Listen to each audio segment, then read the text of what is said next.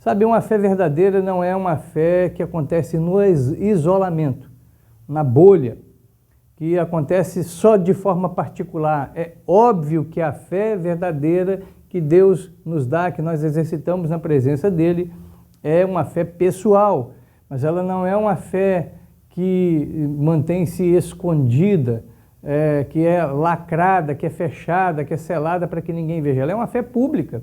E sendo pública, ela acontece diante de Deus e diante dos homens. Continuamos pontuando as características da fé que Paulo apresenta que tem em Deus. O texto que estamos vendo é Atos capítulo 24, quando ele está diante do governador Félix e vai fazer a sua defesa diante da acusação dos judeus de que Paulo está aprontando com a religião deles, que está bagunçando com a religião deles. Nós já vimos aqui no capítulo 24 os versos 14 e 15. E agora eu quero ler o verso 16, que diz o seguinte: por isso, procuro sempre manter a consciência limpa diante de Deus e dos homens. Sabe, uma fé verdadeira não é uma fé que acontece no isolamento, na bolha, que acontece só de forma particular. É óbvio que a fé verdadeira que Deus nos dá, que nós exercitamos na presença dEle, é uma fé pessoal, mas ela não é uma fé que mantém-se escondida, que é lacrada, que é fechada, que é selada para que ninguém veja. Ela é uma fé pública. E sendo pública, ela acontece diante de Deus e diante dos homens. Quero que você observe isso.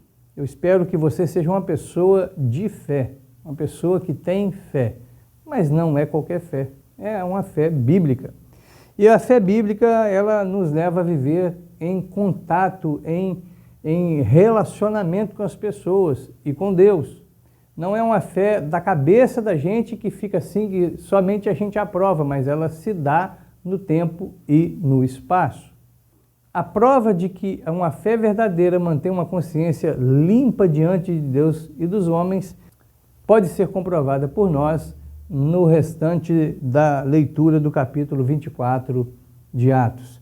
Porque ali a gente observa que Paulo está falando dessa fé que obriga a ter uma postura correta diante do Pai e diante das pessoas, e Paulo mostra que tem de fato essa postura, que a sua fé o empurra para fazer coisas certas diante de Deus e diante dos homens.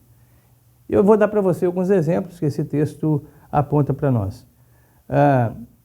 A consciência limpa diante dos homens pode ser facilmente percebida no verso de número 25, quando ele nos diz o seguinte: quando Paulo passou a falar da justiça divina, do domínio próprio e do juízo que estava por vir, Félix teve medo e disse o seguinte: pode ir por enquanto, quando for mais conveniente, mandarei chamá-lo outra vez.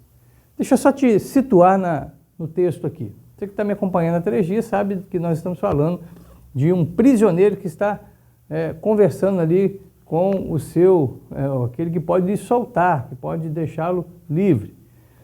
E mesmo assim, Paulo não alivia, porque como ele pretende exercitar a sua fé e ter uma fé de consciência que leva ele a ter uma consciência limpa, uma consciência correta diante dos homens e diante de Deus, ele não pode deixar de falar para as pessoas aquilo que precisa ser falado. E por isso que o texto mostra que Paulo não se nega a falar, por exemplo, de justiça divina. Olha só que interessante. Muita gente fala que Jesus é amor, e fala que Jesus é amor que abraça, Jesus é amor que acolhe, Jesus é amor que recebe, que só puxa para perto. É verdade, mas não é só isso. Isso é só uma parte da verdade, e uma verdade pela metade não é uma verdade perfeita, é uma verdade incompleta, e pode ser tratada até como uma mentira, pode ser usado como uma mentira. Paulo fala de justiça divina. Paulo fala para o governador que ele precisa ter domínio próprio. Já pensou isso? Já pensou? É difícil pensar, não é? Imaginar uma situação dessa? É complicado, não é? Fala a verdade. É difícil, eu sei que é, mas como Paulo tem uma fé que o obriga a ter uma consciência correta, ou seja, exercitar a sua vida diante de Deus e diante das pessoas, ele não se nega a falar para o Félix: Félix, você precisa ter domínio próprio. A fé em Deus exige isso. A fé no Senhor nos empurra para isso.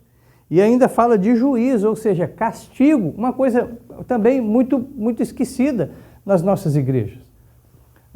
Não se quer, muita gente não quer mais ouvir a respeito do castigo, do inferno, da condenação, mas a Bíblia fala disso, isso é uma verdade. Quem quer ter uma fé verdadeira, uma fé legítima, uma fé que nós já falamos aqui, fundamentada nas Escrituras, uma fé que de fato tem uma história, uma fé que aponta para Jesus, uma fé que crê na ressurreição dos mortos, também quer ter uma fé que mantenha a sua consciência correta, limpa, ou seja, que age de forma certa, vai falar para as pessoas disso. Vai dizer para as pessoas sobre seus limites. Hoje nós vivemos uma sociedade que não quer ter limites, que ensina que limite é uma coisa da cabeça, que não é para ser bem assim, que, inclusive que as pessoas não precisam nem assumir o sexo que elas têm no seu corpo, que elas podem querer ser outra coisa, multicoisas. Não é assim.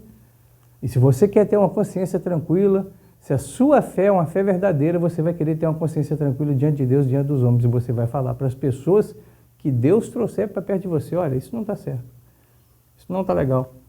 Não é bem assim, não é assim que funciona.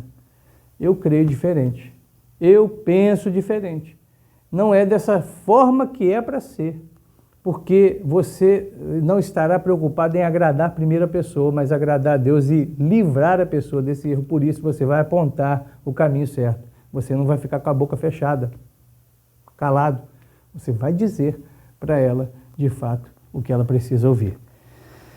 Paulo faz isso aqui no verso 25, ele falou de justiça divina, ou seja, que Deus castiga, juízo, Deus castiga e Deus tem um juízo, ou seja, um julgamento maior do que esse que ele está enfrentando aqui, que inclusive abarca ou abrange, inclusive, o governador que acha que manda, que pode, não, olha, tem uma justiça divina que é maior que a sua, tá? Tem um poder maior que o seu. E ele fala de domínio próprio, que são as escolhas. Olha só, uma fé verdadeira, uma fé fundamentada, igual a de Paulo, que a gente está aprendendo nesses dias, ela nos ensina a ter uma consciência pura, correta diante de Deus, diante dos homens, inclusive uma fé que não aceita ser negociada. Isso eu vejo aqui no verso 26. Félix esperava que Paulo lhe oferecesse dinheiro, de modo que mandava buscá-lo com frequência e conversava com ele. Félix não gostava apenas da conversa de Paulo. Aliás, acho que ele gostava menos da conversa. O que ele tinha era interesse. E ele ficava pensando assim: eu vou conversar com ele, eu vou gastar ele. Sabe, eu vou dar nele uma canseira. De repente ele vai falar assim: aqui, quanto você quer para poder me deixar embora, para poder viver minha vida, para que eu possa ser libertado dessa prisão? Só que isso nunca aconteceu. Isso nunca aconteceu, porque, sabe, essa fé que nos obriga a ter uma consciência tranquila diante de Deus e dos homens, ela não é negociável. Ela não tem preço, ela não pode ser vendida, ela não pode ser trocada, ela não pode ser amenizada. Então, a sua fé também é assim. Você não pode negociar a sua fé. Você não pode negociar a sua fé com o seu patrão, com a sua patroa. Você não pode negociar a sua fé com o seu pai, com a sua mãe, com o seu professor.